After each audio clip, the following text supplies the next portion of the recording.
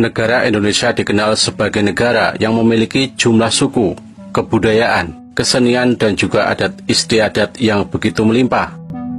Negara yang merdeka pada tanggal 17 Agustus tahun 1945 ini memiliki lebih dari 1.300 suku atau kelompok etnis yang tersebar di seluruh penjuru Nusantara. Sebut saja ada suku Dayak, suku Jawa, suku Madura, suku Baduy hingga suku yang masih tergolong primitif sekalipun, seperti suku Anak Dalam yang ada di daerah Sumatera.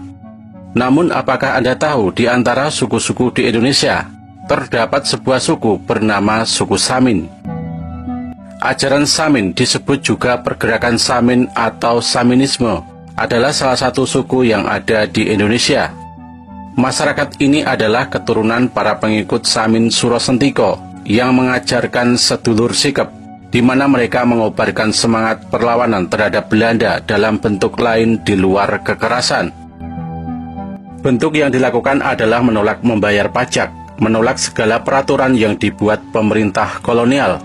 Masyarakat ini acap memusingkan pemerintah Belanda maupun penjajahan Jepang karena sikap tersebut.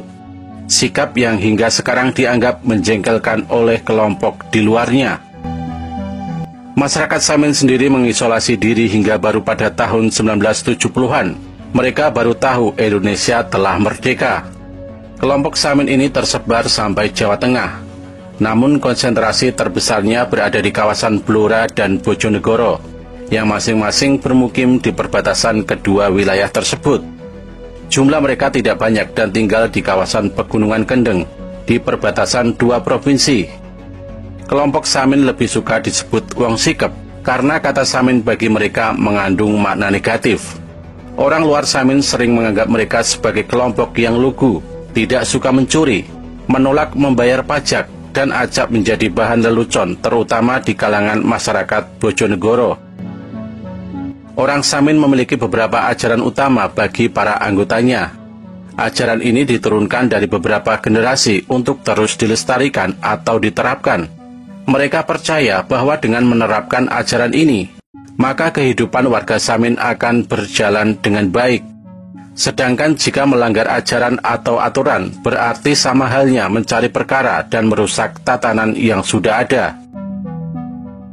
Beberapa ajaran suku Samin antara lain, tidak bersekolah, tidak memakai peci akan tetapi memakai ikat, tidak memakai celana panjang namun celananya hanya selutut, tidak berdagang karena mereka menolak kapitalisme, tidak melakukan poligami.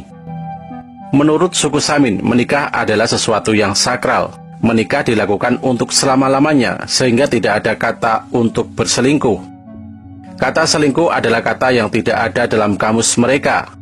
Namun mereka dapat menikah lagi apabila istri atau pasangannya sudah meninggal dunia.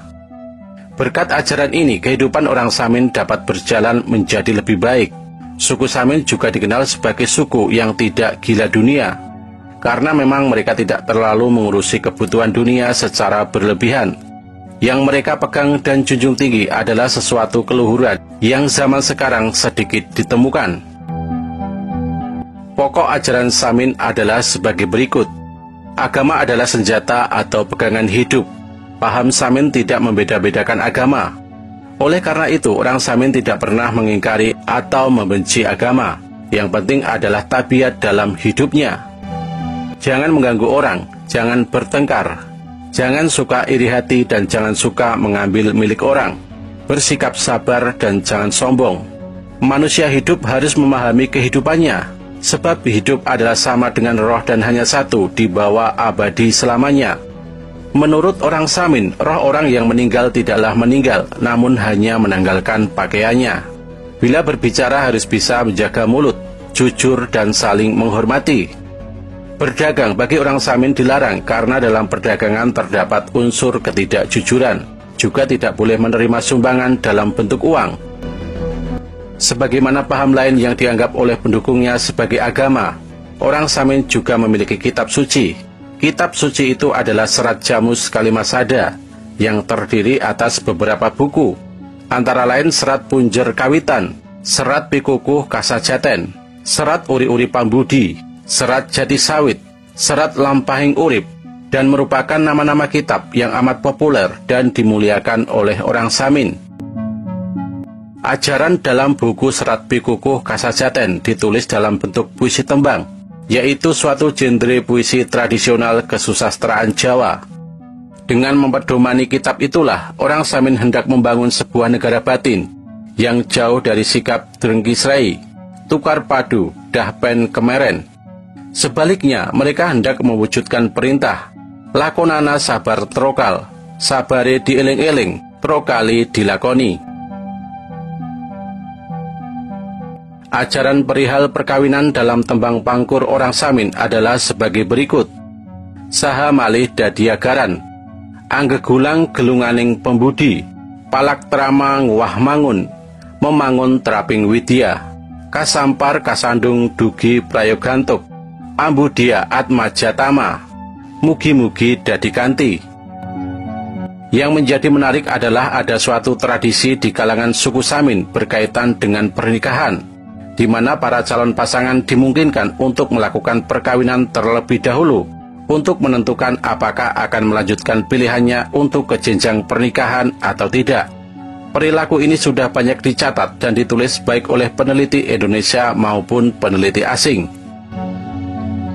Suku Samin memiliki sebuah sapaan yang sangat terkenal dan juga merupakan sapaan khas suku mereka. Sapaan tersebut adalah ucapan salam waras. Apabila Anda bertemu dengan suku Samin dan Anda tidak menggunakan sapaan tersebut, maka suku Samin tidak akan mau diajak untuk berbicara, karena pada dasarnya suku Samin cenderung tertutup dengan modernisasi. Bagi mereka, menyatu dengan alam dan menerima apa yang diberikan oleh Sang Pencipta adalah hal yang paling utama. Perilaku yang paling mencolok dari suku Samin adalah sifat mereka yang jujur, lurus, polos, namun tetap kritis dengan isu-isu sekitar. Mereka juga orang yang memiliki tanggung jawab yang tinggi jika diberi amanat. Masyarakat Samin adalah suku yang terbentuk dari seorang tokoh perjuangan bernama Samin Surosentiko. Samin Surosentiko lahir pada tahun 1859 di Desa Ploso Kediren sebelah utara Randu Blatung, Kabupaten Blora, Jawa Tengah.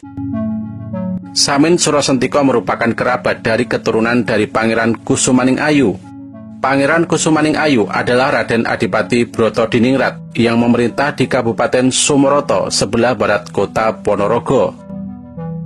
Samin Surosentiko adalah seorang petani lugu yang memiliki tanah sawah seluas 3 bahu atau 5 are, 1 bau ladang dan 6 ekor sapi. Beliau bukan termasuk ke dalam petani yang miskin. Ayahnya yang bernama Raden Sutowijoyo dikenal sebagai Samin Sepuh dan bekerja menjadi bromocorah untuk kepentingan orang banyak yang miskin di sekitar wilayah Bojonegoro. Nama asli dari Samin Surosentiko adalah Raden Kohar, kemudian diganti menjadi Samin. Nama Samin dipilih karena lebih berbau kerakyatan. Beliau adalah anak kedua dari 5 bersaudara dan semuanya adalah laki-laki. Sekitar tahun 1980, saat beliau berumur 31 tahun, beliau mulai menyebarkan ajarannya. Para pengikutnya kebanyakan adalah orang-orang satu desa. Dengan laku Tabah Brata, beliau mendapat wahyu sebuah kitab Kalimasada, dan semenjak mendapat kitab tersebut, pengikut beliau menjadi lebih banyak. Pengikutnya tidak hanya terbatas pada orang-orang satu kampung saja, melainkan dari kampung-kampung lainnya. Kenyataan membuktikan bahwa penduduk desa Tapelan, Ploso, dan Tanjung Sari mengangkat Kiai Samin sebagai raja dengan gelar Prabu Panembahan Suryo Ngalam, dan sebagai patih sekaligus merangkap menjadi senopatinya. Kemudian beliau menunjuk kami tua Bapangan dengan gelar Suryo Ngalogo, sekaligus membuktikan bahwa wadah aristokrasi feodal tetap diagungkan sebagai lambang kekuasaan pribumi Jawa yang sah dan berdaulat. Pada hari-hari berikutnya, pengikut Samin Surosentiko semakin berkembang dan bertambah banyak. Pada bulan Januari tahun 1903, Residen Rembang melaporkan bahwa pengikut Samin Surosentiko mencapai sekitar 772 orang di desa-desa sekitar Kabupaten Blora Selatan dan sebagian wilayah Bojonegoro. Ada juga pengikut Samin yang berasal dari daerah Ngawi dan Gerobokan. Selanjutnya pada tahun 1906, pengikut Samin sudah sampai di wilayah Rembang. Penyebar ajaran Samin di wilayah ini adalah menantu laki-laki beliau, yaitu yang bernama Surokidin dan Karsiah. Pada tahun berikutnya, pengikut Samin mencapai sekitar 3.000 orang. Didengar kabar pada tanggal 1 Maret tahun 1907, orang Samin akan mengadakan perlawanan kepada pemerintahan kolonial Belanda. Karena kabar tersebut, beberapa orang Belanda melakukan penangkapan terhadap sejumlah anggota dari suku Samin, yang pada waktu itu sedang berkumpul mengadakan sebuah selamatan salah satu keluarga di Kedung Tuban. Acara selamatan ini dianggap oleh kolonial pemerintah Belanda sebagai salah satu acara untuk melakukan persiapan untuk melaksanakan perlawanan terhadap pemerintah Belanda. Namun beruntung pada saat itu Samin Surosentiko tidak berada di tempat karena beliau sedang berada di Rembang. Selanjutnya, Samin Surosentiko bersama dengan 8 orang pengikutnya diinterogasi dan akhirnya ditangkap dan diasingkan ke daerah Sumatera. Dan dalam pengasingan di wilayah Sawah Lunto, beliau meninggal dunia, tepatnya pada tahun 1914, dan masih berstatus sebagai tahanan pemerintahan kolonial Belanda. Perubahan zaman juga berpengaruh terhadap tradisi masyarakat Samin. Mereka saat ini sudah menggunakan traktor dan pupuk kimiawi dalam pertanian, serta menggunakan peralatan rumah tangga dari plastik, aluminium, dan lain sebagainya.